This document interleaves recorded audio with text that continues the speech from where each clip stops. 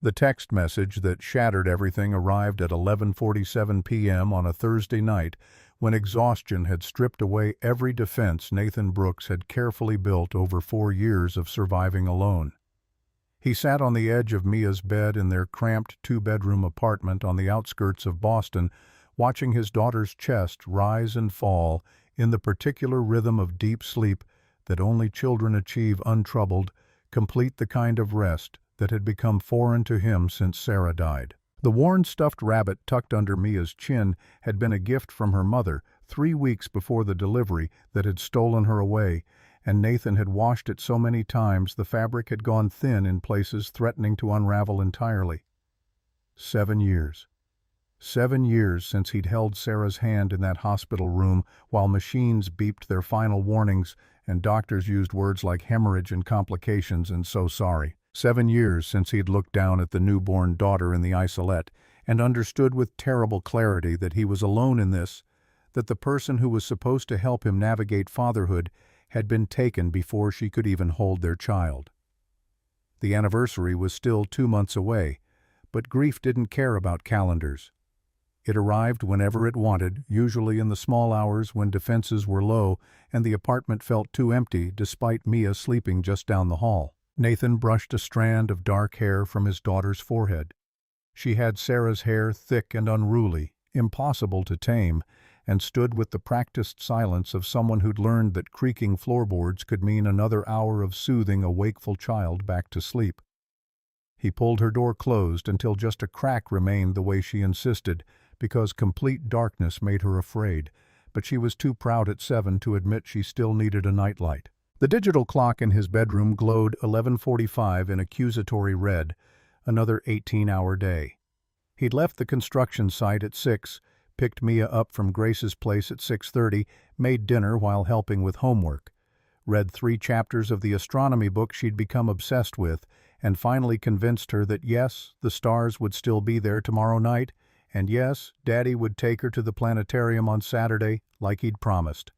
The promises were piling up. Soccer games he'd missed because of emergency site meetings, parent-teacher conferences rescheduled 3 times. The science fair project that Grace had helped her complete because Nathan had been in Portland for a week dealing with foundation issues on the Riverside project. He was failing. Not catastrophically, Mia was fed, clothed, loved, doing well in school, but he was failing the way Sarah had made him promise not to. In those final lucid moments before the morphine took her under for the last time, she'd gripped his hand with surprising strength and made him swear he wouldn't just survive, that he'd actually live, that he'd give their daughter a life full of joy and possibility, not just the bare minimum of stability. Nathan collapsed onto his bed without bothering to change out of his work clothes, his phone clutched in his hand out of habit. This was their routine. The one ritual he'd maintained without fail since Mia was old enough to have a phone of her own, a basic model that could only call 3 numbers and receive texts. Every night, even though she was just down the hall, even though he'd already kissed her goodnight, he sent the message. It was something Sarah had started during her hospital stays in those final months, a way to tell Mia she loved her even when she couldn't be there to tuck her in. After Sarah died, Nathan had kept the tradition alive. Each morning Mia would wake to find his message waiting, a small reassurance that her remaining parent was still there, still thinking of her, still loving her across the short distance between their bedrooms. His fingers moved on autopilot muscle memory, guiding them across the screen as his eyelids grew heavy. The words came without conscious thought, worn smooth by repetition like stones in a riverbed. Good night, little artist. Daddy loves you to the stars and back.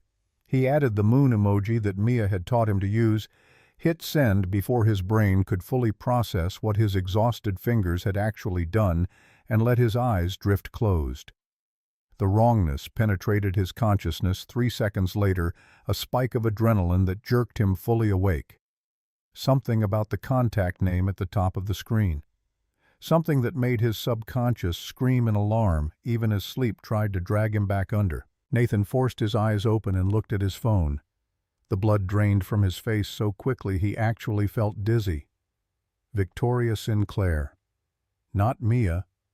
Not his daughter's name in that familiar font he'd seen 1,000 times. Victoria Sinclair, the CEO of Sinclair and Partners, his boss's boss's boss, the woman they called the Iron Lady of Boston's construction industry, the woman who'd fired 3 project managers in the past year for missing deadlines, the woman whose approval he'd been seeking for weeks on the Riverside project. Good night, little artist. Daddy loves you to the stars and back. Delivered, 11:47 p.m. No, no, no, no, no, no. Nathan sat bolt upright, fully awake now, his heart hammering against his ribs like it was trying to escape his chest entirely. He stared at the screen, willing it to be a hallucination, a nightmare, anything but reality. But there it was, undeniable, irreversible. A goodnight message meant for his 7-year-old daughter sent instead to the CEO of his company at nearly midnight on a Thursday. His finger hovered over the message, trembling. Delete. Explain. Apologize. But it was too late for deletion. The word delivered sat there like a judge's verdict, and any explanation would only make it worse. Sorry, Ms. Sinclair, that intimate message was meant for my 7-year-old daughter. Didn't exactly sound professional either. 3 dots appeared at the bottom of the screen. She was typing. Nathan's heart stopped. Actually stopped for 1 full second before resuming at double speed, a panicked rhythm that made spots dance at the edges of his vision. His palms started sweating. His mouth went dry. This was it. The end of his career at Sinclair and Partners, possibly the end of his career in Boston altogether. Word traveled fast in their industry, and the guy who sent his CEO a bedtime love message wasn't exactly the kind of reputation that opened doors.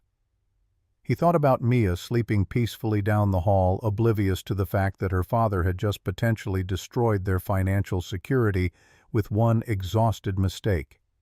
The apartment they lived in, small but safe in a decent school district, her dance classes, the art supplies she loved. The college fund he'd been trying to rebuild after Sarah's medical bills had decimated their savings. All of it depended on his job at Sinclair and Partners, the job he'd fought so hard to get 2 years ago when he was desperately trying to rebuild their lives after Sarah's death. The 3 dots disappeared, reappeared, disappeared again. Whatever Victoria Sinclair was typing, she was taking her time with it, choosing her words carefully, and that somehow made it worse than if she'd responded with immediate fury. Nathan closed his eyes and tried to breathe, in through the nose, out through the mouth, the way the grief counselor had taught him in those terrible months after Sarah died. It didn't help. Nothing helped when you'd just sent your CEO a message calling her little artist and telling her you loved her to the stars and back. His phone buzzed. He opened his eyes, took one more breath that did nothing to calm the hurricane in his chest, and looked. Victoria Sinclair, wrong recipient, I assume. But your daughter is lucky to have you.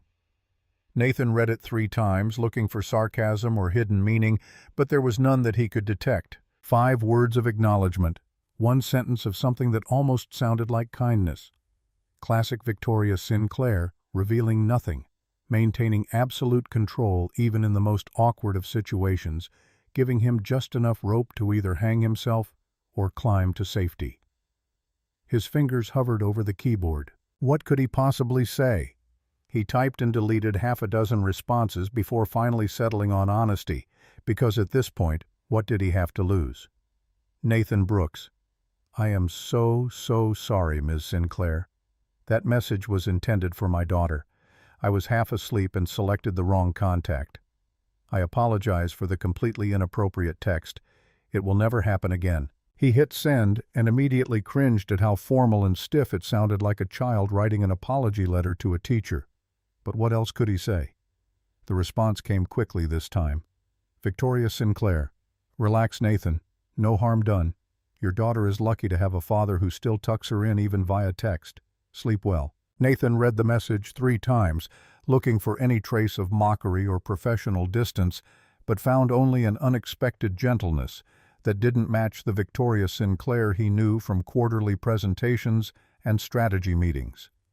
She'd used his first name, not Mr. Brooks, Nathan, and she'd called Mia lucky.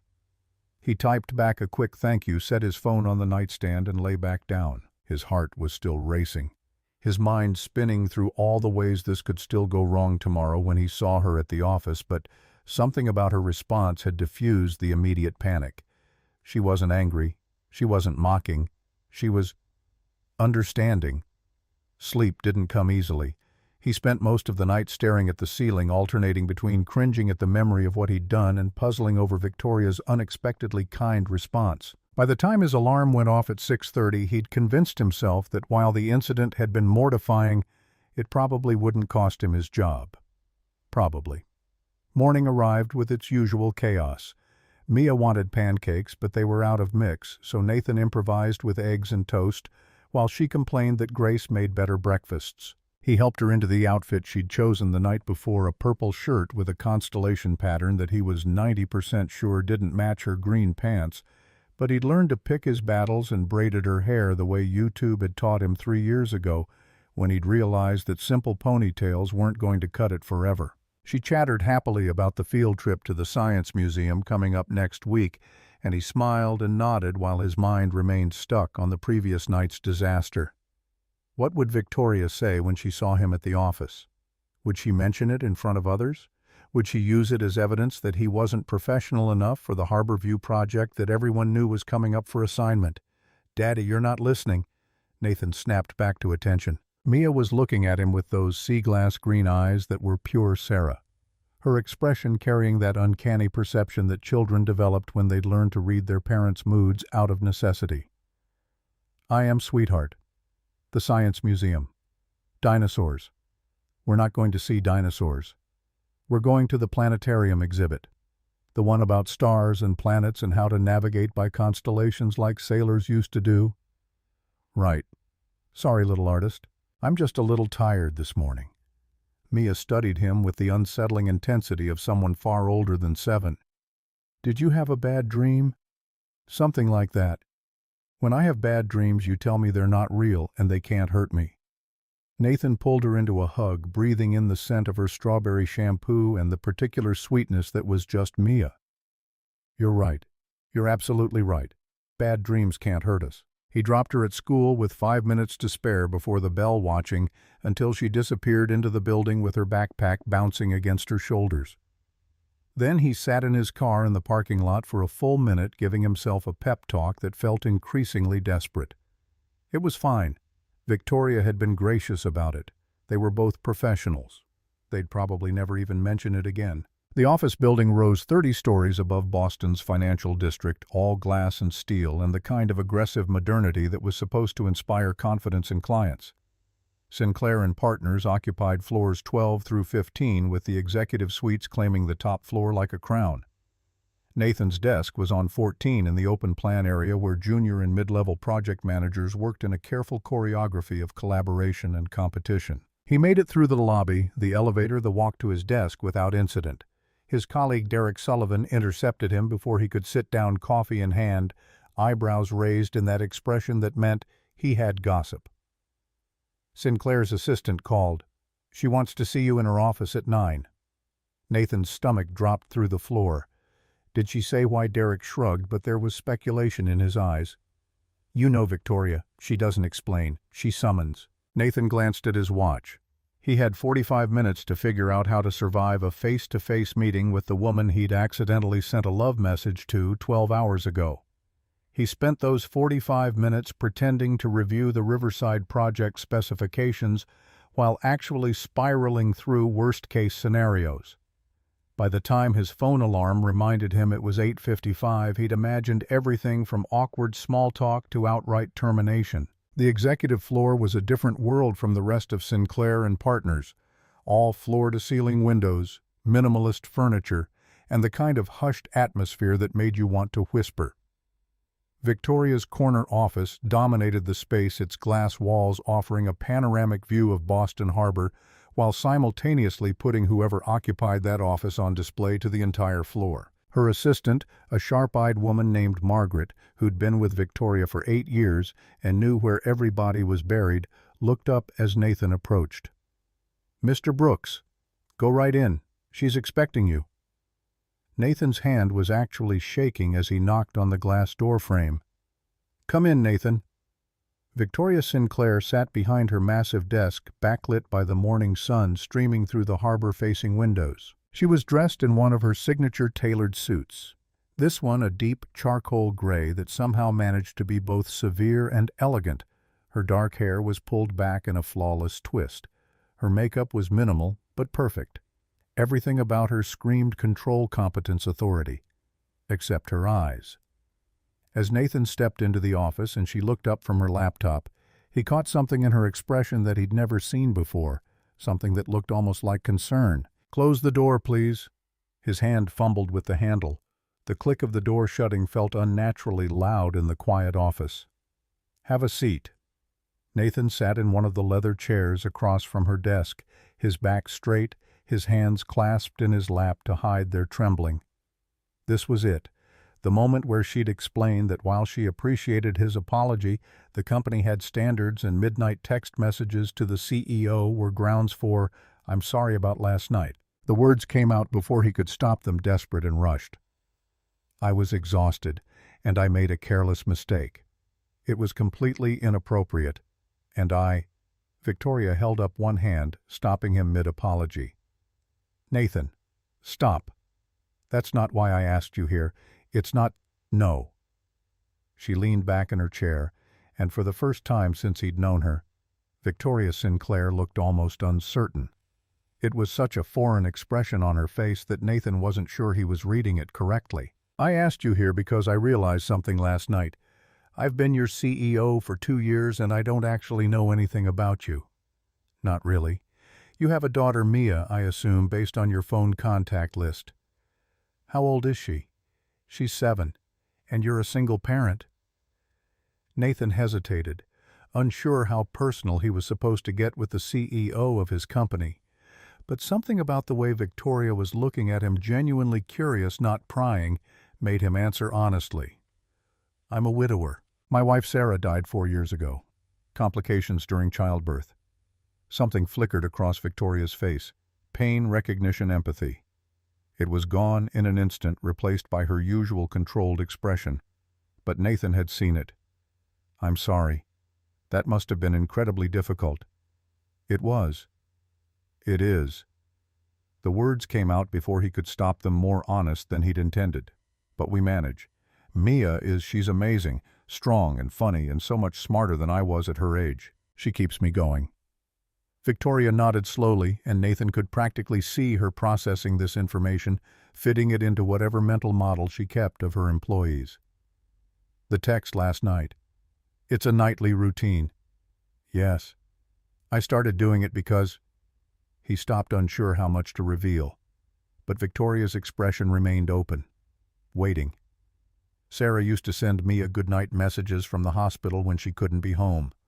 After she died, I kept it up. Mia wakes up every morning to a message from me, even though I'm just down the hall. It's silly, probably, but—" "It's not silly." Victoria's voice was firm, almost sharp. "It's beautiful. It's a connection, a ritual. Those things matter especially for children who've experienced loss." Nathan looked at her more carefully.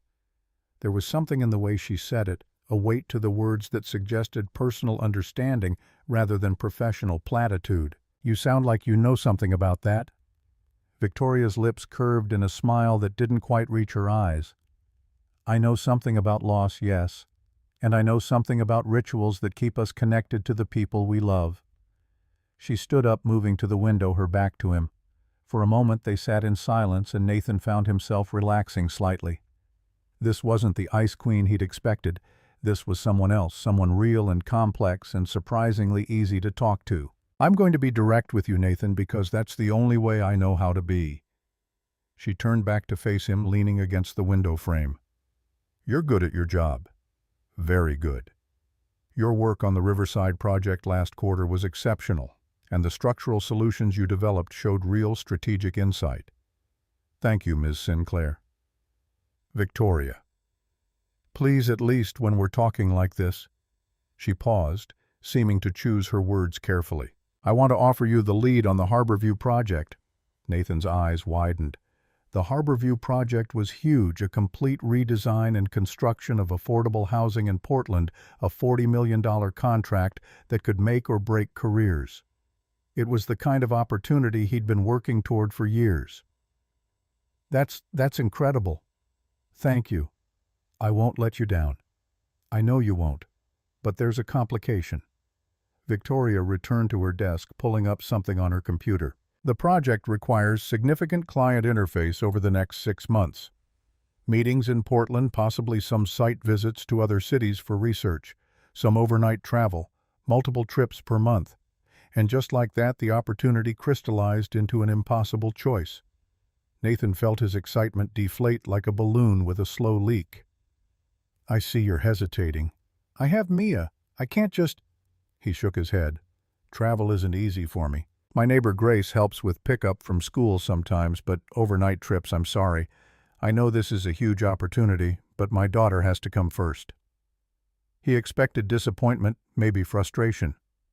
What he got instead was a thoughtful nod and something that looked almost like approval. "What if we could make it work?" "I don't see how." "What if Sinclair and Partners provided childcare support?" "We have the resources, Nathan. A vetted professional caregiver for when you need to travel someone. Mia could get comfortable with, who could stay at your apartment or bring her to activities. Whatever works best for your family." She pulled up a file on her screen. "I've actually been thinking about implementing a comprehensive family support program for all our employees with children. Consider this a pilot program. You'd be helping me test it." Nathan stared at her, unable to process what he was hearing. Companies didn't do this. CEOs didn't personally arrange childcare for mid-level employees. This wasn't how the world worked. You'd do that for me, for you, for Mia, and eventually for all our employees who are trying to balance demanding careers with the even more demanding job of raising children. She met his eyes. "I may not have children of my own, Nathan, but I understand that people perform their best work when they're not constantly worried about whether their family is taken care of. This is good business. It's also the right thing to do." "I don't know what to say." "Say you'll think about it. Talk to Mia about the idea of having someone help out sometimes. If you decide to accept the Harborview lead, we'll make sure you have the support you need." Victoria glanced at her computer screen. "I have a board meeting in 10 minutes. But before you go, I want to ask you something. Of course, your wife Sarah she want you to pass up opportunities because you're afraid of not being a perfect parent?" The question hit Nathan like a physical blow. He opened his mouth closed. It struggled to find words. His throat felt tight. "She'd want me to live, to build a life for Mia that's full of possibilities, to not just survive, but to actually live." "Then maybe that's what you should do." Victoria's voice was gentle. "You can be a great father and have a career you're passionate about, Nathan. They're not mutually exclusive. You just need the right support system." As Nathan left her office 10 minutes later, his mind was spinning. The entire conversation had been nothing like what he'd expected. Victoria Sinclair, the Iron Lady, the untouchable CEO, had just shown him a side of herself he never knew existed. She'd been kind, understanding, thoughtful. She'd looked at him and seen not just an employee, but a father struggling to do his best for his child.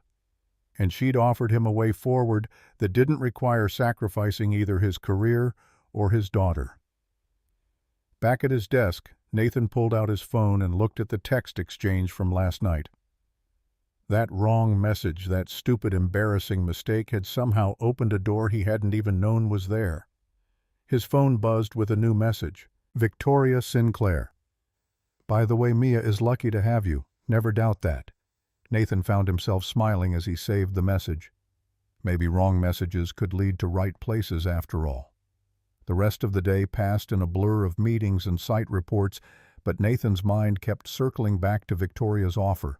The Harborview project, childcare support, a chance to actually build something meaningful while still being present for Mia. It seemed too good to be true, which meant it probably was. But he couldn't shake the hope that had taken root in his chest. He picked Mia up from Grace's place at 6:30, same as always.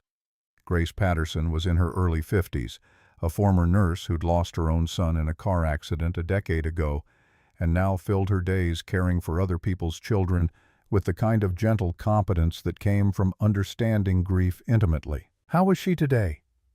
Grace smiled, wiping flour from her hands onto her apron. "She's been drawing, made 3 new pictures for you, and she has questions about black holes that I absolutely cannot answer, so good luck with that." Mia appeared from Grace's living room backpack, trailing behind her face, smudged with what looked like marker. "Daddy, did you know that black holes can stretch you like spaghetti? It's called spaghettification, and it's a real science word." Nathan scooped her up despite her protests that she was too big for that now. "I did not know that. Tell me more on the way home." In the car, Mia chattered about school and her friend Emma's birthday party next week, and the Constellation mobile she wanted to make for her bedroom. Nathan listened, making the appropriate responses while his mind turned over how to broach the subject of Victoria's offer. Over dinner, spaghetti, which Mia found hilarious given her earlier spaghettification discussion, he decided to just ask directly. "How would you feel about having someone new help out sometimes? Like Grace, but maybe someone who could stay overnight when Daddy has to travel for work?" Mia looked up from her plate, marinara sauce on her chin. Would Grace still come too? Grace would still come. This would be someone extra for special times. "Why do you have to travel?" Nathan took a breath. "My boss offered me a really big project. It's important work building homes for families who don't have a lot of money, but it means I'd have to go to Portland sometimes, maybe once or twice a month just for a day or two." Mia considered this with the seriousness of a judge weighing evidence. "Would the person be nice? I'd make sure of it. We'd meet them first, and if you didn't like them, I'd say no to the whole thing. You get final say. Can I think about it?"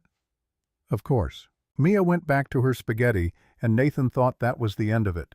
But after dinner, while he was washing dishes, and she was supposed to be brushing her teeth, she appeared in the kitchen doorway. "Mommy said something before she went to the hospital the last time." Nathan's hands stilled in the dishwater. "What did she say, sweetheart?" "She said it's okay if you find someone new someday. She said she wants you to be happy, not just sad missing her forever." The dish in Nathan's hands slipped, clattering against the sink. He turned off the water and crouched down to Mia's eye level. "You remember that you were 3. I remember some things. The important things." Mia's eyes, so much like Sarah's, held his with an intensity that made his chest ache. "I think you should do the big project, Daddy. Mommy would want you to. And I'm brave. I can handle a new person helping out." Nathan pulled her into a hug, fighting back tears. "When did you get so wise I'm 7? That's pretty old." That night, after Mia was asleep, Nathan sat at his small kitchen table and opened his laptop. He pulled up the profiles Victoria had sent 3 caregivers, all with extensive experience, stellar references, and background checks so thorough the FBI would be impressed. One of them was Grace, which made him smile. Victoria had done her homework. He drafted an email to Victoria, deleted it, started again. Finally settled on something simple. "Ms. Sinclair, I spoke with Mia. We'd like to move forward with the Harborview project. Thank you for the opportunity and the support. I won't let you down." Her response came within minutes, despite the late hour. "Victoria, please, Nathan. We're going to be working closely together, and I know you won't let me down. That's why I chose you. Sleep well. See you tomorrow." Nathan closed his laptop and looked around his small apartment, the crayon drawings taped to the walls, the stack of astronomy books on the coffee table, the photos of Sarah that he'd finally been able to display without feeling like his chest was caving in. 4 years ago he'd thought this was it. This cramped apartment, this careful life, this constant walking on the knife's edge between making ends meet and falling apart. But maybe there was more. Maybe Sarah had been right. Maybe it was possible to honor her memory not by freezing in place but by moving forward, by building something bigger, by showing Mia that loss didn't have to be the end of the story. His phone buzzed one more time. "Victoria Sinclair. One more thing. The first Portland trip is in 3 weeks. We'll go together. I'll introduce you to the client personally. This is going to be good, Nathan? For all of us?" Nathan read the message twice, then a third time. Something about the way she'd phrased it, "for all of us," suggested this meant more to her than just a business decision. There was something personal here, something he couldn't quite identify but could sense in the spaces between her words. He saved the message, set an alarm for 6 a.m., and climbed into bed. For the first time in 4 years, he fell asleep, not to memories of what he'd lost, but to possibilities of what he might find. The 3 weeks between Victoria's offer and their first Portland trip moved with the strange duality of time under pressure days, crawling through their routine obligations, while the deadline rushed toward them like a freight train neither could stop. Nathan interviewed the 3 caregivers Victoria had vetted, bringing Mia to each meeting because her comfort mattered more than his own judgment. The first candidate was professionally competent but treated Mia like a client rather than a person. The second was warm but clearly overwhelmed by Mia's rapid-fire questions about astronomy and whether atoms could think. The third was Grace herself, who already knew that Mia preferred her sandwiches cut diagonally and needed exactly 3 bedtime stories to settle down for sleep. The choice was obvious. Grace agreed to expanded hours with the kind of quiet understanding that came from having survived her own losses and emerged determined to fill the world with whatever gentleness she could manage. She moved into Nathan's spare room the week before the Portland trip, transforming the space that had served as storage into something that felt lived in and safe. Mia adapted with the resilience of children who'd already learned that change was inevitable, but love could persist through it. She showed Grace her star charts and explained the difference between meteors and meteorites with the patient condescension of someone who knew they were dealing with an adult who hadn't yet grasped basic astronomical facts. At the office, Nathan threw himself into Harborview preparation with an intensity that bordered on obsessive. He studied Portland's housing codes, analyzed demographic data for the neighborhoods surrounding the construction site, built financial models that accounted for every possible contingency. Derek watched this transformation with the bemused concern of someone witnessing a friend develop a new and possibly unhealthy hobby.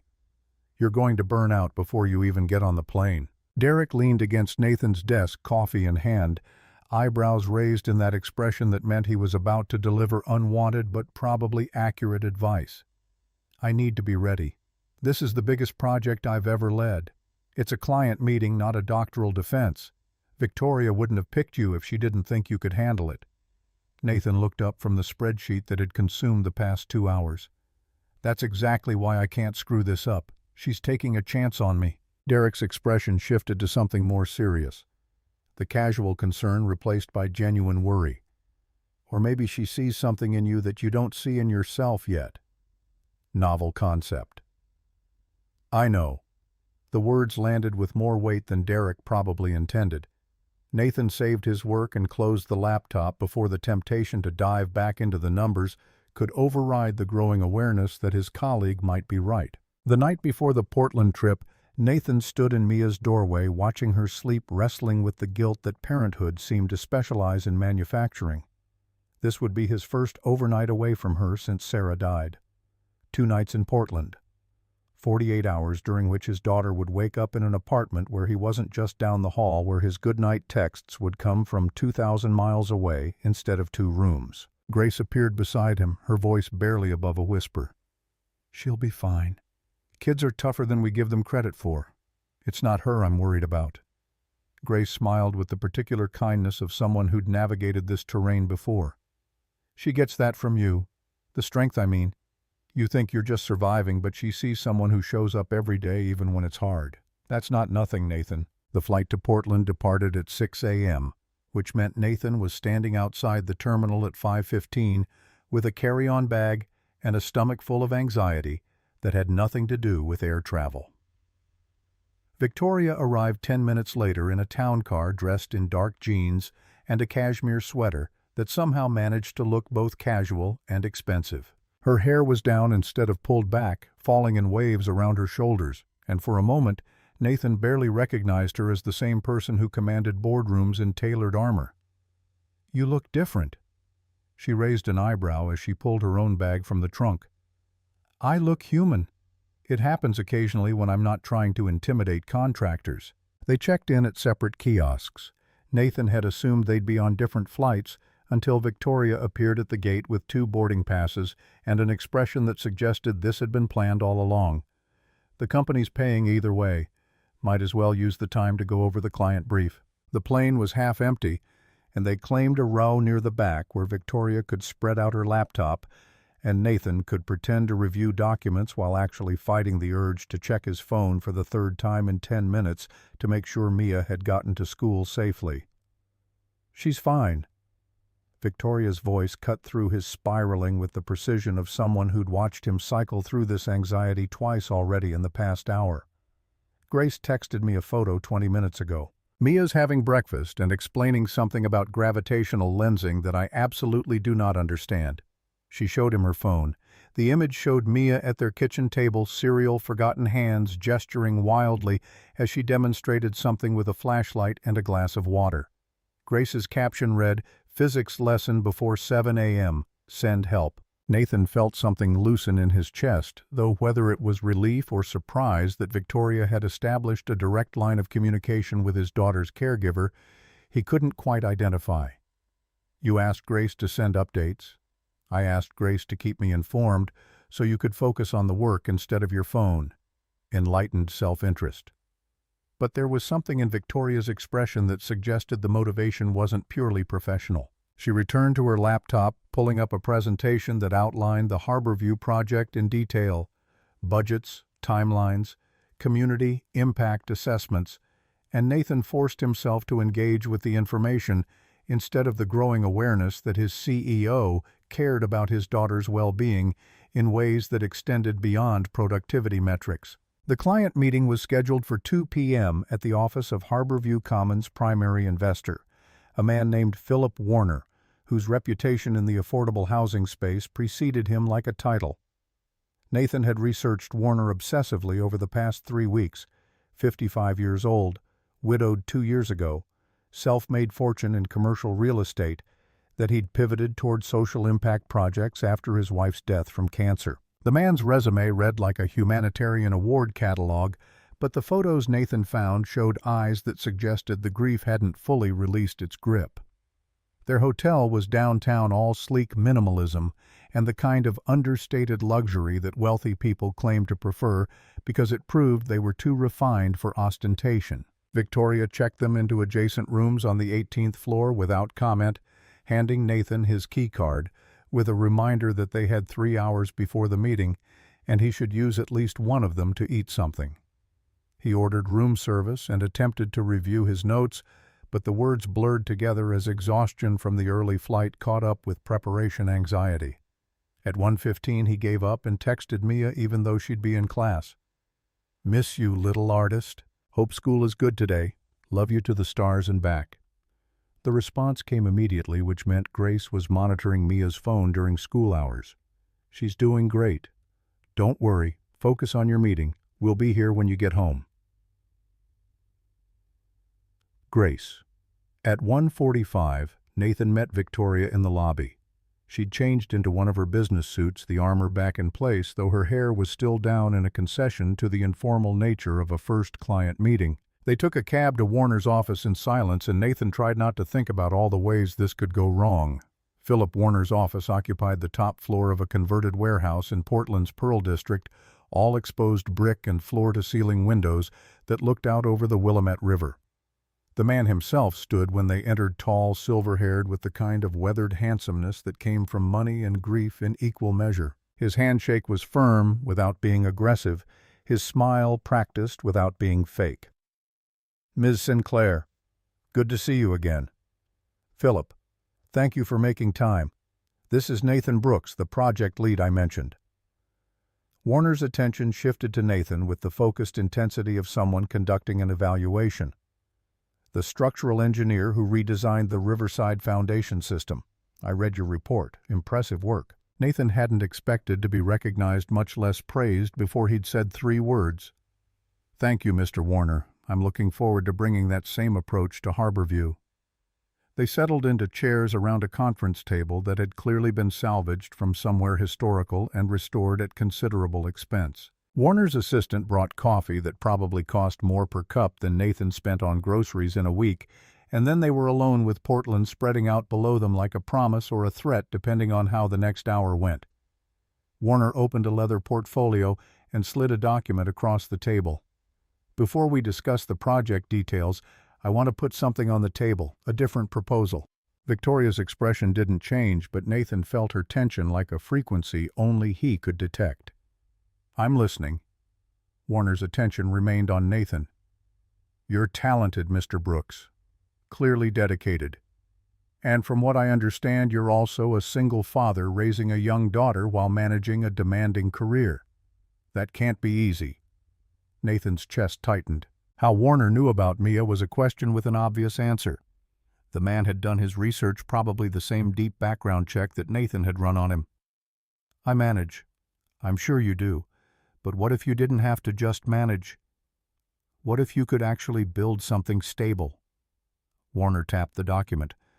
"I'm prepared to offer you a position with Warner Development. Senior Project Manager.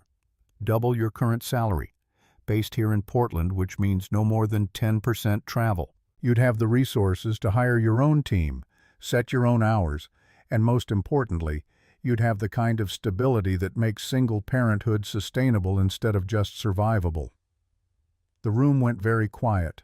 Nathan could hear traffic from 18 floors below, the hum of the building's HVAC system, his own heartbeat accelerating toward panic or possibility, he couldn't tell which. Victoria's voice cut through the silence like a scalpel. "Philip, this is highly inappropriate." "Is it? I'm offering a talented professional an opportunity that would improve his quality of life. That seems pretty appropriate to me." Warner's expression remained pleasant, but there was steel underneath. "I've seen too many good people burn out trying to do everything. I lost my wife to an illness we might have caught earlier if either of us had been working less and living more. I'm offering Mr. Brooks a chance to avoid that mistake." Nathan found his voice, though it came out rougher than he intended. "And the condition?" Warner smiled like a professor pleased with a student's deduction. "You'd be working for me, which means you couldn't also be working for Sinclair and Partners. The position would require your full attention and loyalty. Standard non-compete clauses would apply." Victoria stood her movement sharp enough to make both men look up. "So you're poaching my project lead before the project even starts?" "Classy, Philip. I'm offering someone a better life. There's a difference." Warner's attention returned to Nathan. "I'm not asking for an answer today. Take some time. Talk to your daughter. Think about what kind of future you want to build for her. The offer stands for 72 hours. He slid a business card across the table. "My personal number. Call any time." The meeting that was supposed to last 2 hours ended after 20 minutes. Victoria walked out without another word, and Nathan followed because the alternative was staying in that office with Philip Warner's reasonable voice explaining all the ways Nathan's current life was unsustainable. They didn't speak in the elevator, didn't speak in the lobby or on the sidewalk where Victoria flagged a cab with a gesture that suggested considerable practice at summoning transportation through sheer force of will. It wasn't until they were back at the hotel standing in the hallway between their adjacent rooms that she finally turned to face him. "Are you considering it?"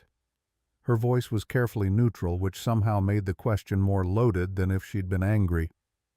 Nathan looked at the keycard in his hand at the door to a hotel room that cost more per night than he spent on groceries in a month at Victoria's face, where something vulnerable flickered beneath the professional mask. "I don't know. It's the money alone would change everything for Mia.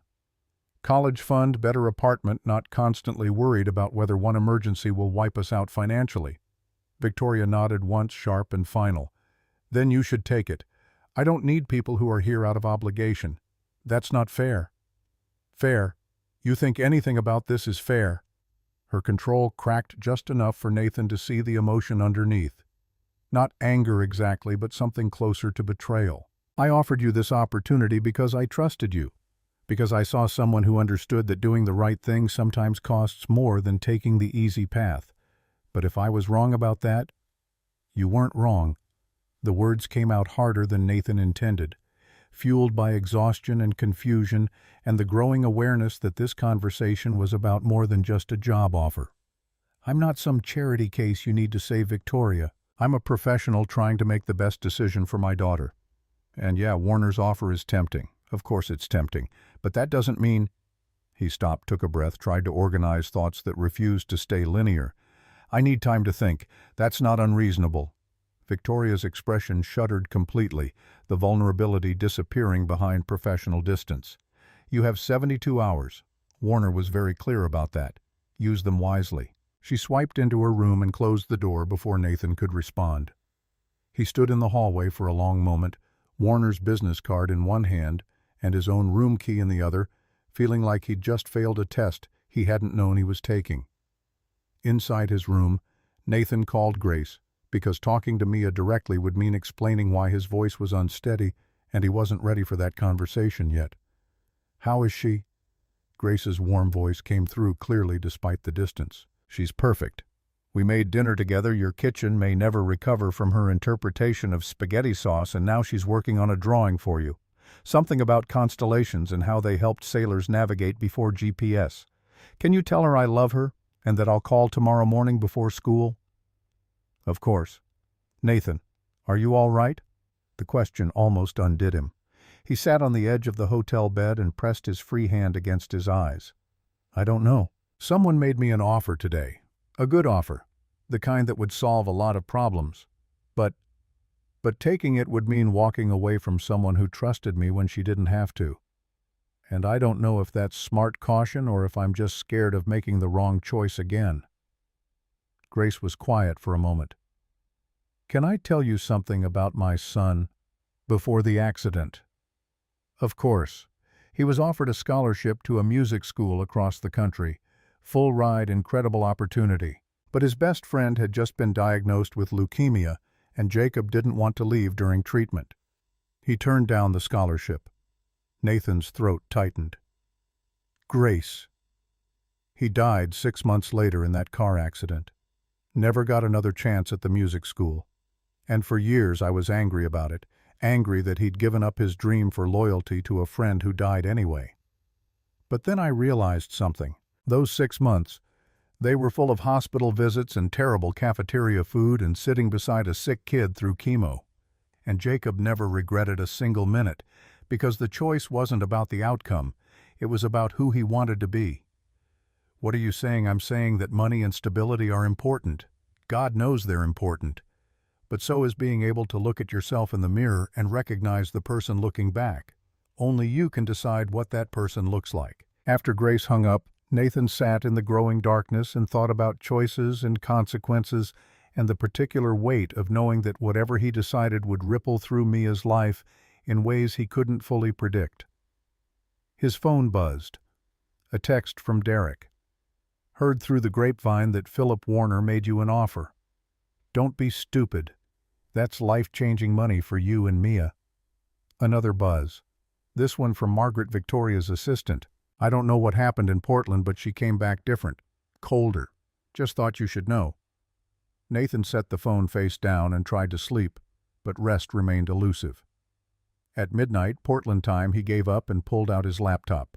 He researched Warner Development Culture Employee Retention Project portfolio. Everything checked out.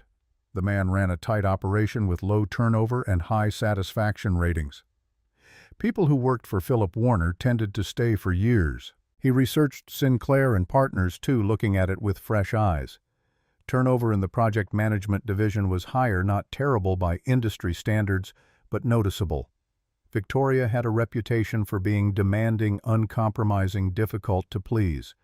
Several of the Glassdoor reviews used the word cold, but she'd also personally arranged childcare support for an employee she barely knew. She'd texted Grace for updates so Nathan wouldn't be distracted during the flight. She'd looked at him in that hallway like his choice mattered not just professionally but personally in ways that extended beyond org charts and project assignments. At 3 a.m., Nathan finally fell into restless sleep. He dreamed of Sarah, which didn't happen often anymore. In the dream, she was holding Mia as a newborn, and when she looked up, her expression was fierce. "Live, Nathan. Don't just survive, actually live. Choose the life that makes you bigger, not smaller. Promise me." He woke at 6 to gray Portland light, and the awareness that he'd already made his decision possibly had made it the moment Warner laid out his offer, and Nathan's first instinct had been to look at Victoria's face instead of the number on the contract.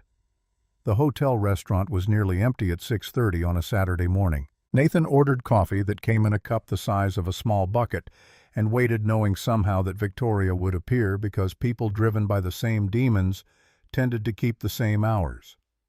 She arrived at 6:45, surprised to see him, but covering it well.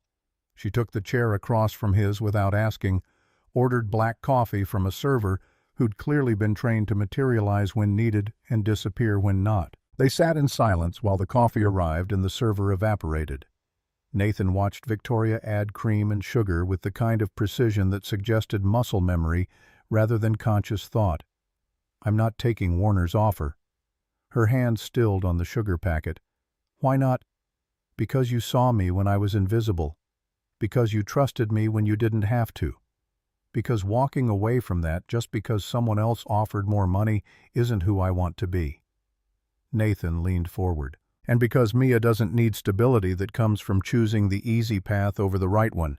She needs to see that sometimes you take the harder road because it's the one that lets you look yourself in the mirror." Victoria set down her coffee cup with a precision that suggested she was using it to anchor herself. "Nathan, this project is going to be brutal. Late nights, impossible deadlines, client demands that make no sense. Warner's right that single parenthood and 60-hour weeks don't mix well. I know, but you offered support systems, and I'm choosing to trust that you meant it." "I meant it." Her voice was quiet but certain. "Then I'm in. All in.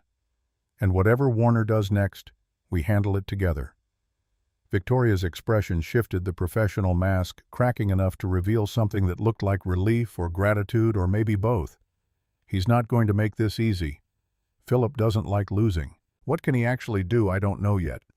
But he's the primary investor in Harborview Commons. He has leverage. Then we'll figure it out." Nathan pulled out his phone and typed a message to Warner. "Thank you for the generous offer, but I've decided to stay with Sinclair and Partners. I appreciate your understanding." He showed Victoria the screen before sending it. She read it, nodded once, and something in her eyes suggested she was seeing him differently than she had 24 hours ago. The response from Warner came within minutes.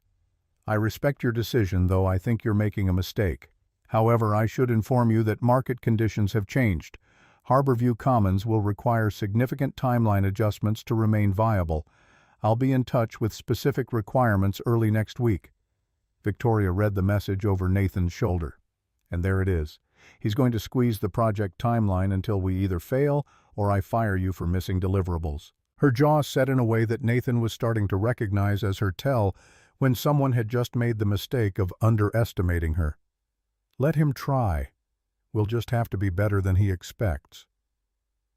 They flew back to Boston that afternoon on a later flight than originally planned, using the morning to outline a strategy for handling whatever requirements Warner was about to impose. Victoria worked with the focused intensity of someone who'd been fighting battles like this her entire career, and Nathan found himself matching her energy-building contingency plans and identifying potential pressure points before Warner could exploit them. Somewhere over the Midwest, Victoria's laptop died, and she was forced to actually sit still for 20 minutes while it recharged. Nathan watched her fidget with a napkin, clearly uncomfortable with enforced idleness, and made a decision that was probably unwise but felt necessary. "Can I ask you something personal?" She looked up, wary but not dismissive. "You can ask." "I reserve the right not to answer. Why did Warner's offer make you so angry?" It wasn't just about losing a project lead. Victoria was quiet for so long Nathan thought she wouldn't respond. Then she sighed, and some of the tension left her shoulders. "My father worked 3 jobs after my mother left. He was never home. I barely knew him beyond the envelope of cash he'd leave on the kitchen counter and the notes reminding me to do my homework. When I was 26, I got my first big promotion. Called him to share the news. He had a heart attack during the phone call and died before the ambulance arrived." "God, Victoria, I'm so sorry." She shook her head. "The last conversation I ever had with my father was me telling him about a professional achievement while he was literally dying. And all I could think in that hospital was that I'd made the same choice he did, work over everything else, achievement over connection. I'd become exactly what killed him." "Is that why you built the family support program?" "Partly. Also because I know what it's like to build a career while feeling completely alone. And I wanted—" She stopped, seemed to reconsider, then continued. "I wanted to prove that you don't have to choose, that you can be excellent at your work and still have a life outside it. But when Warner offered you that deal, all I could think was that maybe I'm wrong. Maybe the stability and reduced hours really are the better choice. Maybe I'm just being selfish asking you to stay. You're not being selfish. You're offering me a chance to build something that matters while still being present for Mia. That's not the same as asking me to sacrifice her for my career." Nathan met her eyes. Warner's offer was bigger and safer and probably the smarter financial choice. But it was also someone else's vision, someone else's company, someone else's version of what my life should look like. What you're offering is harder and riskier and probably going to cost me sleep for the next 6 months. But it's mine. That's worth something. The plane hit turbulence and Victoria's hand grabbed the armrest, knuckles white. Nathan noticed she didn't release it even after the shaking stopped. They landed at Logan just after 8 p.m.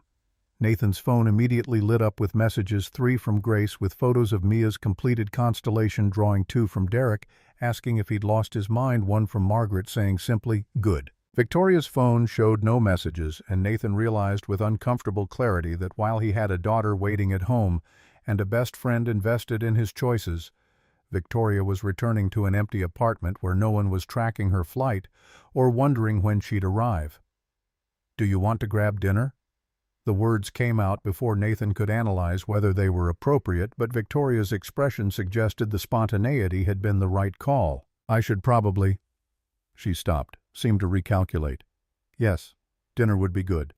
They found a diner near the airport that served breakfast all day and had the kind of worn booths that suggested it had been feeding travelers for decades.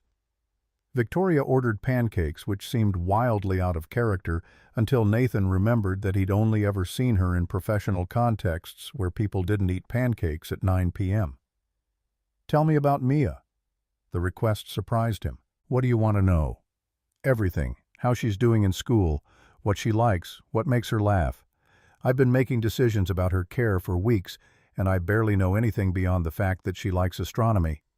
So Nathan told her about Mia's obsession with black holes and her theory that atoms might be tiny solar systems with their own planets, about the way she organized her stuffed animals by constellation alignment, about how she'd announced last week that she wanted to be the first person to walk on Europa because Jupiter's moons were more interesting than Mars. Victoria listened with the same focused attention she brought to project specifications, asking questions that suggested genuine interest rather than polite conversation. "She sounds extraordinary. She's 7, and she already knows more about the universe than I'll learn in my entire life. Sometimes I wonder what Sarah would think, if she'd be proud or terrified. Both. Probably both." Victoria pushed her half-finished pancakes around the plate. "Can I tell you something I've never told anyone at work?" Nathan nodded, sensing this was the kind of moment that required silence. "I had a chance to reconcile with my mother a few years ago. She reached out, wanted to explain why she left, maybe rebuild something. And I said no, told her it was too late, that I'd built a life without her and didn't need her guilt or her excuses." "Do you regret it?" "Every day. Because maybe she was terrible. Maybe her reasons were selfish, but I'll never know now. She died last year, and I found out from her lawyer. I was so busy being right that I missed the chance to understand." Her eyes met Nathan's. "I guess what I'm saying is that choosing the hard thing doesn't always mean you're choosing the right thing. Sometimes you just have to accept that there are no perfect answers, and every choice costs something." They sat in the diner until it started emptying out for the night shift, talking about loss and choice and the particular burden of being responsible for small humans who deserved better than their parents' unresolved trauma. When they finally paid and walked back to their separate cars in the parking lot, something had shifted between them, not romance exactly, but recognition. Two people who'd survived their own disasters and emerged determined not to let the wreckage define them. Nathan drove home to find Mia asleep, but had left her constellation drawing on his pillow a detailed map of the autumn sky with careful labels in her best handwriting. In the corner, she'd drawn a small figure labeled Daddy, standing on Earth and looking up at the stars. He texted Victoria a photo. "This is what I came home to. Thank you for making sure I could." Her response came immediately. "That's what I came home to." She'd sent a photo of her empty apartment, sleek and modern and utterly impersonal, except for a single handmade cabin model visible on a shelf in the background. Nathan stared at the image, understanding suddenly that the model wasn't decoration. It was the same kind of talisman he carried, a reminder of something or someone lost that you weren't ready to forget. On Monday morning, an email arrived from Philip Warner. The subject line read, "Harborview Timeline Revision. Required Review." The attachment outlined new project requirements that compressed the original 6-month timeline to 4 months, an acceleration that would require either doubling the team size or accepting that someone was going to be effectively living at the construction site for the duration. Victoria called an emergency meeting for 2 p.m. Nathan arrived to find her already in the conference room.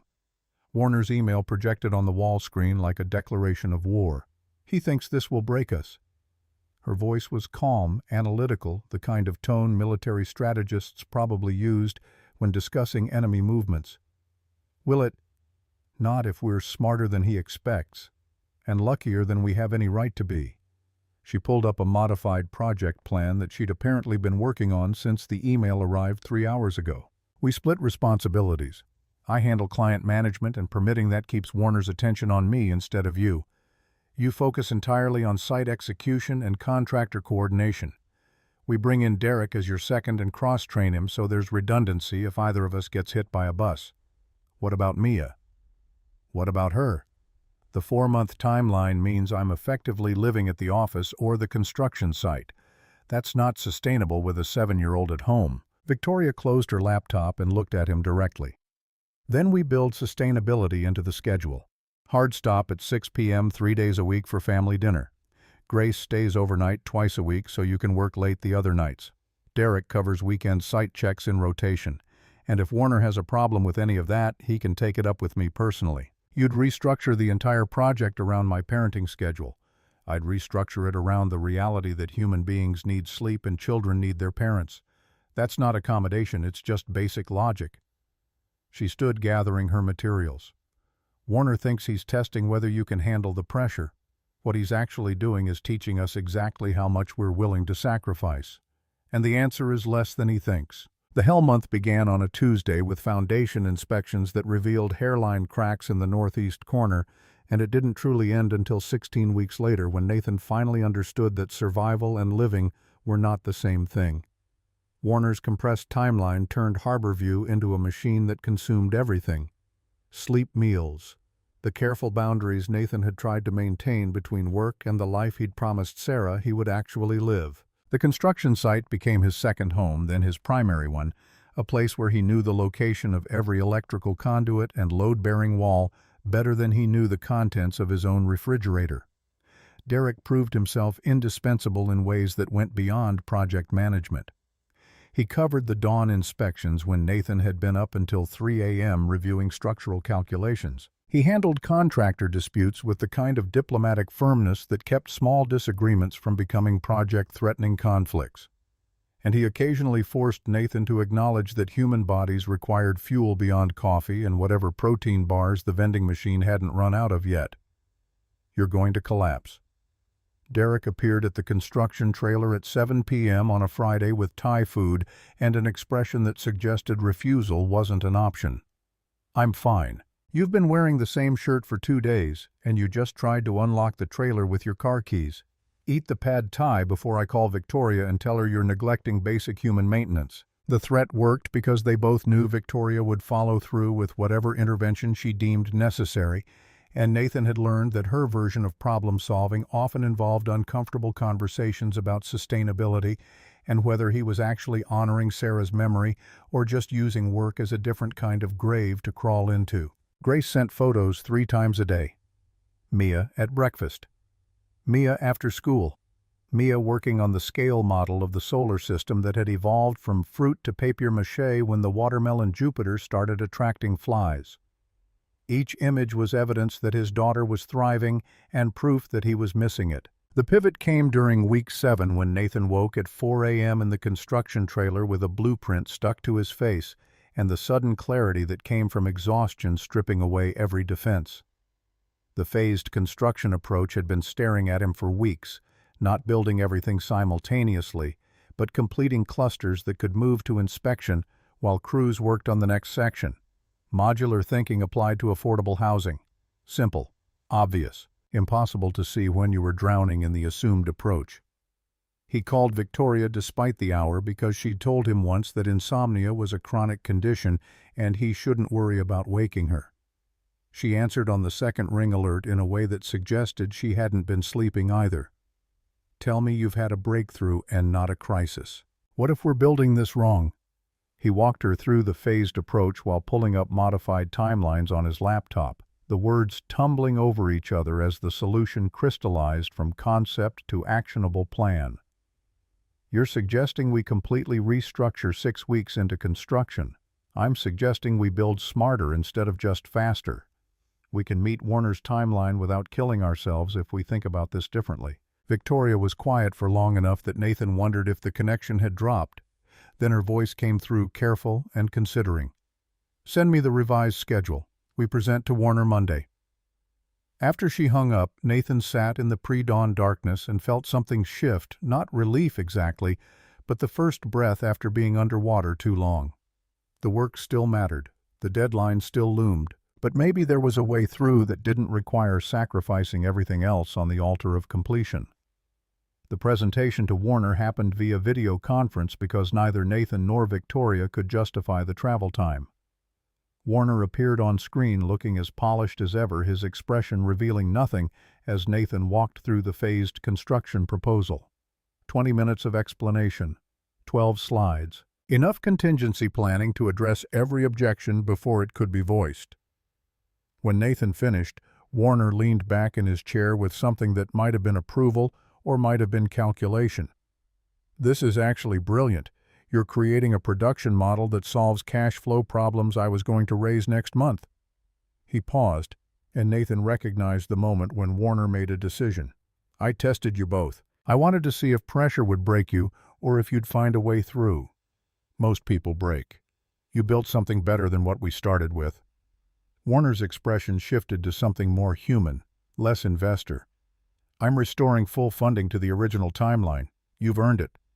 And Mr. Brooks, I apologize for the games. My wife would have called me out for testing people instead of trusting them. After the call ended, Victoria remained on Nathan's screen from her Boston office. Take 2 days off. Go home. See Mia. The site will survive without you. I can't just abandon. You're not abandoning anything. You're remembering that the work only matters if you're still human enough to care about why you're doing it. Her voice softened. Nathan, you've been living at the construction site for 7 weeks. Your daughter deserves more than photos. But the guilt was already rising, the familiar calculus of parental failure. There's a school play, tomorrow night. She's been practicing for weeks and didn't tell me because she assumed I couldn't come. Then prove her wrong. The apartment felt like a museum of a life he'd abandoned temporarily and somehow forgotten to return to. Mia's artwork had multiplied across every vertical surface, newer pieces overlapping older ones in an archaeological record of her past 2 months. Grace had maintained order with competence that made Nathan simultaneously grateful and ashamed. Grateful for the care, ashamed that someone else had been present for all the small moments that composed his daughter's actual life. He arrived at 5:30 a.m. and found Grace already awake, unsurprised by his appearance. She's been hoping you'd make it. Didn't want to ask because she's learned to protect herself from disappointment. The words landed like a physical blow. What have I done? Grace poured coffee with the brisk efficiency of someone who'd been managing crises longer than Nathan had been alive. You've been trying to build something that matters while raising a child alone. That's not failure, it's just hard. But she needs to know she matters more than the buildings. Mia's alarm went off at 6:45. Nathan positioned himself in the hallway and waited, his heart hammering with an anxiety that had nothing to do with construction deadlines and everything to do with whether his daughter would even recognize him after 7 weeks of absence. When her door opened and she saw him standing there, her face cycled through disbelief to hope to guarded joy in the space of 3 seconds. Daddy, are you real, very real, little artist? She crashed into him with enough force to make him stumble, her arms wrapping around his waist with the desperate grip of someone who'd learned that people could disappear without warning. You came home, just for today. But I'm here now, and I heard something about a very important play featuring a very talented star. Mia pulled back her eyes wide. "Your coming really wouldn't miss it." The look on her face, joy edged with residual disbelief, would stay with Nathan for months afterward, a reminder that his daughter had learned to expect less from him, and that was a failure no professional achievement could offset.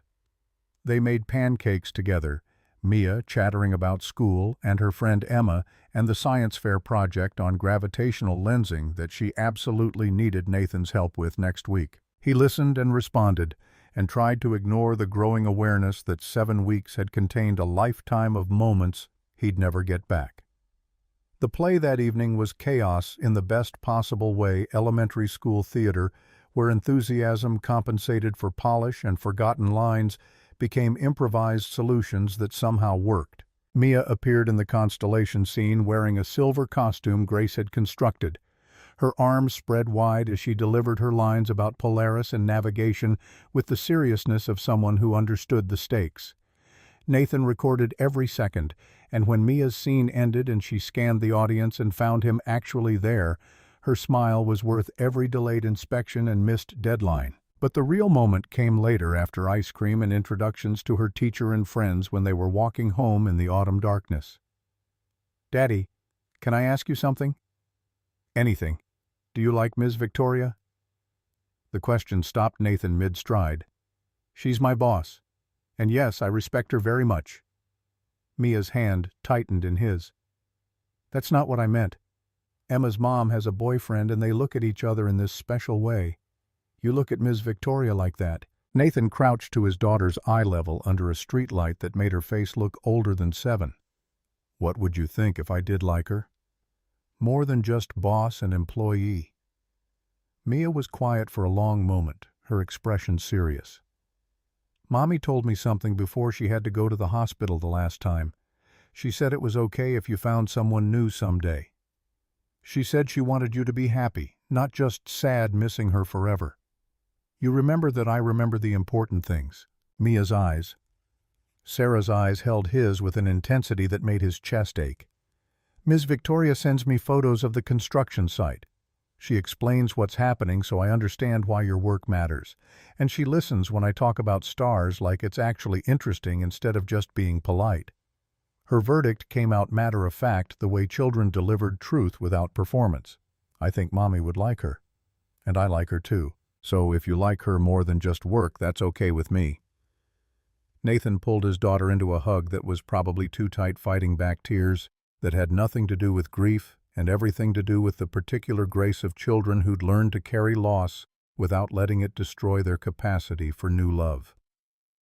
That night, after Mia was asleep, Nathan sat at his kitchen table and looked at the wedding ring he still wore. He'd put it on 7 years ago when Sarah had promised forever, and he'd kept wearing it through her death and the years after because taking it off felt like admitting she was really gone. But she was gone. And Mia was growing up. And somewhere along the way Nathan had met someone who saw him completely, the grief and the hope, the dedication and the exhaustion, the father and the professional, and hadn't run from any of it. He pulled the ring off slowly, feeling the indent it had left in his skin, like a scar that would fade but never fully disappear. Then he placed it carefully in a small wooden box alongside Sarah's favorite earrings and the hospital bracelet from the day Mia was born. Not forgotten. Never forgotten. But no longer the only story his hands could tell. The next morning Nathan returned to the construction site with renewed focus and the kind of clarity that came from remembering why the work mattered. Victoria arrived for a site visit later that week, picking her way across the construction zone in boots that were clearly new and a hard hat that sat slightly wrong on her head. "You didn't have to come all the way to Portland. I wanted to see it in person. The thing we're actually building." He guided her through the completed first cluster, explaining the phased approach and how the modular thinking had transformed the entire timeline. Victoria listened with that focused attention she brought to everything, asking questions that proved she understood both the structural details and the human implications. They stood at the edge of the site looking back at what had been built, and Nathan caught Victoria's expression and profile satisfaction mixed with something that looked like hope. "Thank you." She turned to face him. "For what?" "For the photos you send Mia. for explaining the construction in ways that help her understand why I'm gone so much, for seeing her as a person instead of just an obstacle to my productivity. Victoria's expression softened in a way Nathan had learned meant she was letting someone pass the armor. She asks good questions, better than most of my project managers, and she deserves to know that her father's work matters. You've never asked what happened with Sarah. I figured you'd tell me when you were ready. Nathan looked out at the Harborview buildings taking shape against the Portland skyline. She was fierce. That's the first thing people should know. Kind with the ferocity of someone who'd decided the world needed more light and she was going to provide it whether the world cooperated or not. She sounds extraordinary. She made me promise before she died that I'd actually live, not just survive. That I'd build a life for Mia full of possibility instead of just safety. For years I thought I was honoring that promise, but I was really just going through motions. Survival without joy. He met Victoria's eyes. You reminded me what living actually looks like. Work that matters and relationships that are real, and the courage to believe that loss doesn't have to be the end of the story. Victoria took a step closer, close enough that Nathan could see the gold flecks in her eyes he'd noticed that first morning after the wrong text message. Nathan, I need to tell you something. And I need you to listen without interrupting because if I stop, I might lose my nerve. Okay. When you turned down Warner's offer, I told myself it was just professional relief, that I was happy to keep a talented project manager. But that was a lie. She took a breath. The truth is that somewhere between your wrong text message and this moment, you became the person I think about at midnight when I can't sleep. The voice I want to hear when something goes right or wrong. The only person who's seen me be actually human in years and didn't run from it. Victoria's voice dropped to barely above a whisper. I'm falling in love with you, Nathan Brooks, and it terrifies me because everyone I've ever loved has left.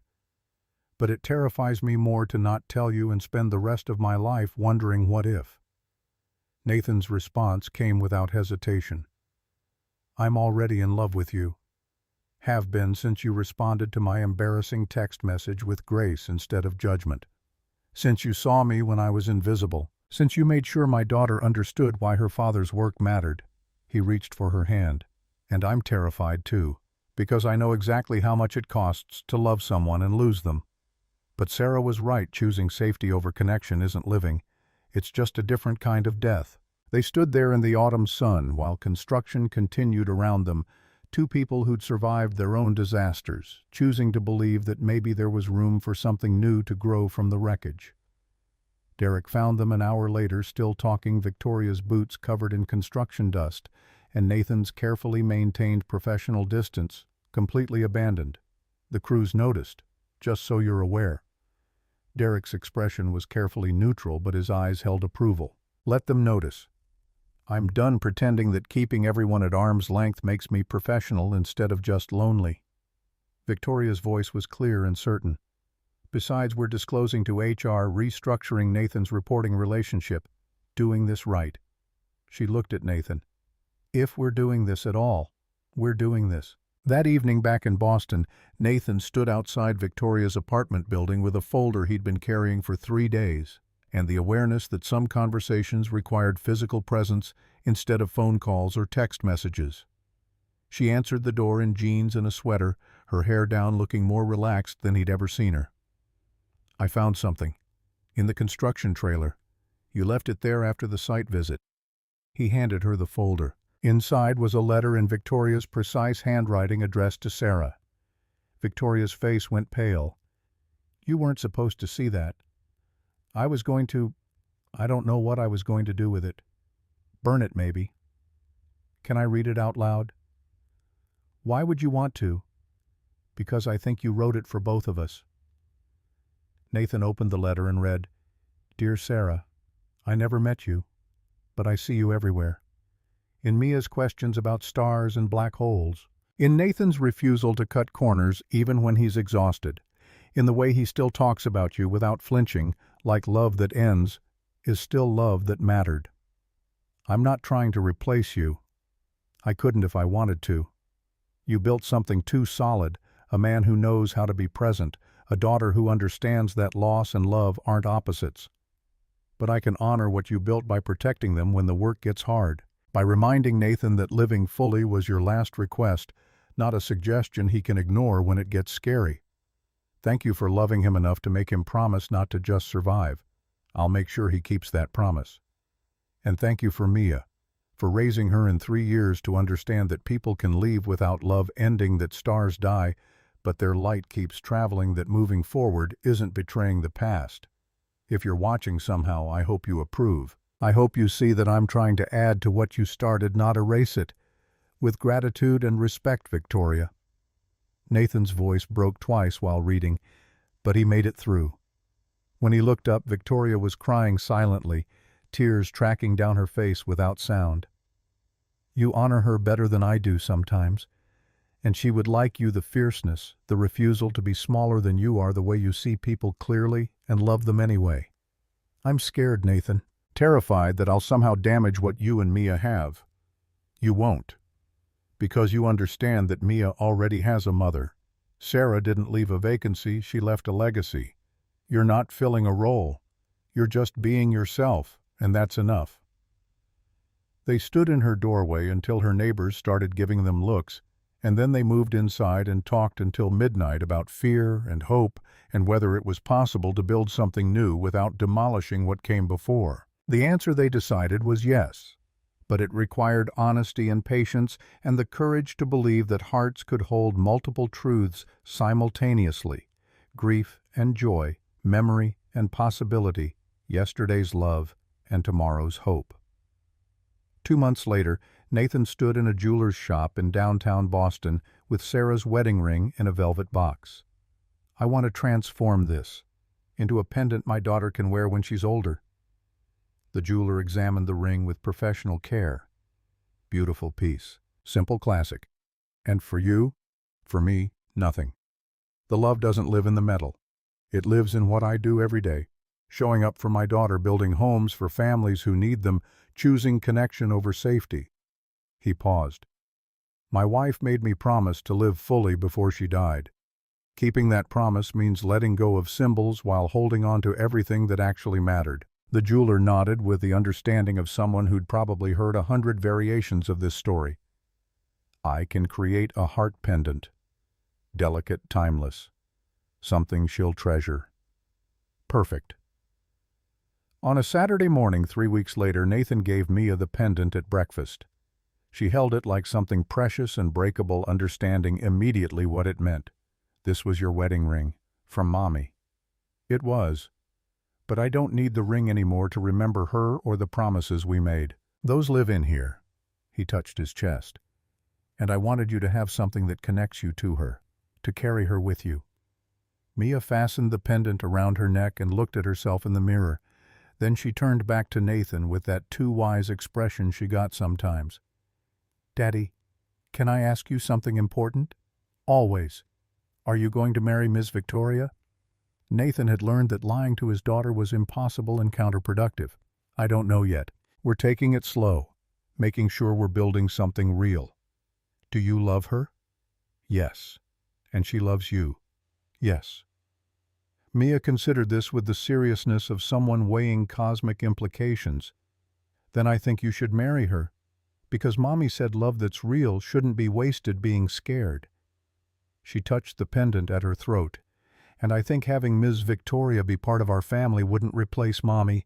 It would just make our family bigger. Like how Polaris won't always be the North Star, but that doesn't mean it wasn't important for all the sailors who used it to find their way home.